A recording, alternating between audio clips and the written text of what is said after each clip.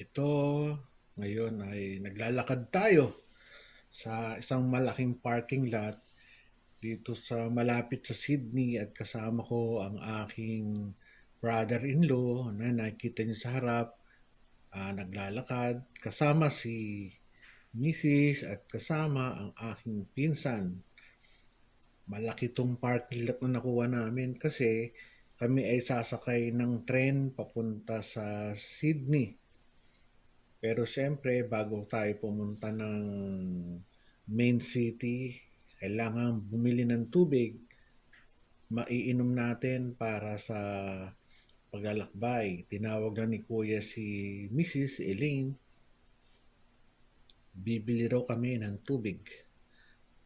Mahirap mauhaw sa daan, baka ma-dehydrated kasi kahit Australia to, malamig ang panahon, pero mainit ang sikat ng araw. Kita niyo naman, nakasombrero kami. At ito ang napakagandang train dito sa area namin, sa Talawong. At kami ay nakikipag-usap sa mga tao bago pumasok. Pero kasi kami mga kasama na imi-meet dito, yan, mga kamag-anak namin. Anak ko, dalawa. Kasi naghiwalay kami ng kotse, hindi kami kasya sa kotse ni brother-in-law. That's Talawong. And with that, ito yung napakagandang mode of transportation nila. Yung kanilang tren, ang ganda ng kanilang train station, kita nyo naman, no? Ang ganda ng elevator, bababa na kami. Sa totoo lang, itong lugar na to, sarap mag-picture-picture. Nga lang, busy at baka maiwanan ng tren. This is the very clean na train station. Double decker nga pala to. At ito, dumating na kami sa may Sydney. Nakita niyo na yung Harbour Bridge. Lakad-lakad tayo hanggang makarating doon sa area kung saan maglalakad kami going to the Opera House. Kita niyo naman ang mga buildings dito, gaganda. Parang nasa Makati, pero ang pagkakaiba compared sa Metro Manila, talagang malinis ang daan nila. Tsaka very safe, kahit maglagay ka ng backpack sa likod, hindi ito delikadong ma-slash or manakawan ka sa likod. Pero most probably, meron din dito. Yun nga lang, wala kami naging enkwentro kasi nga lagi kami magkakasama with other family members. Kaya walang makadikit. But anyway, talagang napaka-safe dito sa Australia. Mababait ang mga tao at disiplina, sumusunod sa mga traffic rules. Pero ito, libot-libot muna kami sa city. Pero sa totoo lang, napakainit ng upuan dito. Kasi walang bubong. Kita nyo, no? Ang linis. Walang mga nagtitinda sa gilid-gilid na napakadumi. Ano sila eh, well-disciplined. Dito yung Bondi Beach. Ayan. Part pa rin to ng Sydney. At dito kami kumain sa McDonald's. Dito nga pala yung nangyari 1 week before kami nagpunta dito. Dito yung nagkaroon ng alam niyo na kung anong event yun. Ayoko na sabihin, baka tayo magka-problema sa ating platform. Basta may isang insidente rito na hindi na maganda sa paningin ng mga tao dito sa Australia at sa buong mundo. Let us all forget that. Lakad-lakad muna tayo dito sa Bondi Beach. Kita nyo, merong mga barrier. Kasi merong mga naging biktima dito ng kaharasan. At this is the very famous Bondi Beach. Ang daming naliligo. Dalawa yung camera kong ginamit dito, yung DJI cam ko at saka yung aking telepono. Ayan o, DJI cam. Medyo paling lang kasi ito ay body cam. Ang problema kasi nung nagpunta ako sa Australia, hindi ko nadala yung ano ko, yung aking microphone, kaya ito ay voice over lang. Kita niyo naman ang beach, ano? Ang daming naliligo.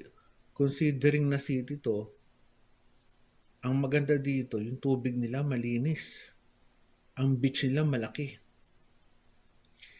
Pangarap na lang siguro na magkaroon tayo ng ganito sa Maynila, sa Manila Bay. Kung meron man siguro sa Cavite na. Sa Manila Bay medyo polluted yung tubig. Yan si Kuya nandyan. Si Mrs. Aking kamag-anak. Yan, pabalik na kami sa ano to, sa bus station. Naglalakad kami. Dito sa bridge na to nangyari yung incident. Na hanapin nyo na lang what happened in Australia sa Bondi Beach around, I think, mga first or second week of December.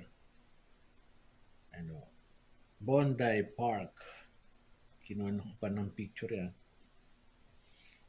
Dito ang mga tao naglalakad to ng mga naka-swimming trunks, naglalakad ng mga bathing suits, ala Boracay. Ito yung bridge na aming nadaanan. And itong era na to, ang daming pulis. Hoping na hindi na talaga magkaroon ng incident katulad nung nangyari dito. Noong bago kami pumunta, mga 1 week, exactly 1 week. Picture lang tayo. Itong era na to, ang building sila medyo maliliit, mabababa. Si Mrs. ko ang aking camera woman. Si Mrs. ko ang tagakuha ng mga pictures ko kasi siya lang yung madali kong mauto. Kaya ikot-ikot lang kami, picture. Mga puno dito o pine tree, para mga pine trees ng Baguio.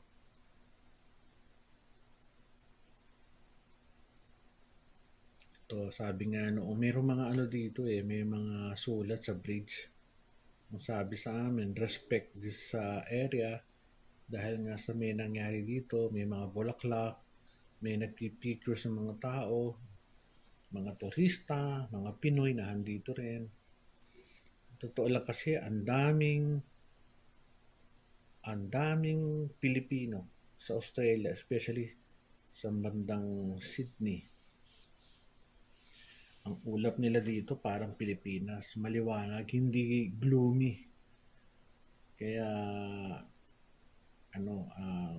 para ka nasa Pilipinas na medyo mas malamig and dry climate. Hindi kami masyado nagtagal doon sa bridge kasi medyo maselan kasi itong era na to Kaya pero ang daming tao, daming pumunta.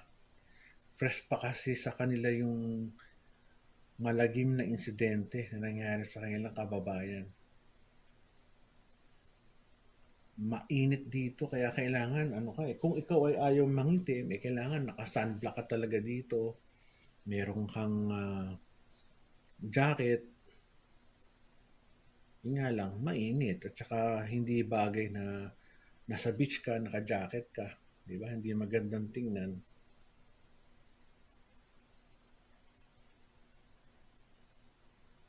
Pag nasa ibang bansa, kailangan you respect the rules, you respect the police, you respect the regulations kasi yung mga ugali natin na minsan binabastos natin yung mga laws, hindi pwede dito yun. Mamumultahan ka. At nga pala, kung pupunta ka sa Sydney, pupunta ka sa Australia, may mga regulations dito, kailangan i-deklara mo yung mga pagkain na bawal. Example niyan, pagkain may gatas, mga vegetables na raw, mga raw meat, naku po. Ang tinatanggap nila yung mga package na pagkain. Nasa lata, nasa bote. Nung nagpunta kami dito, ano eh, yung bagoong is accepted naman. Basta i-declare mo lang. Kasi pag hindi ka nag-declare, more or less, ang multa mo rito, 15,000. Eh kung ilang kayo sa pamilya, mga apat, at lahat kayo nag-violate, yari. Magkano yun?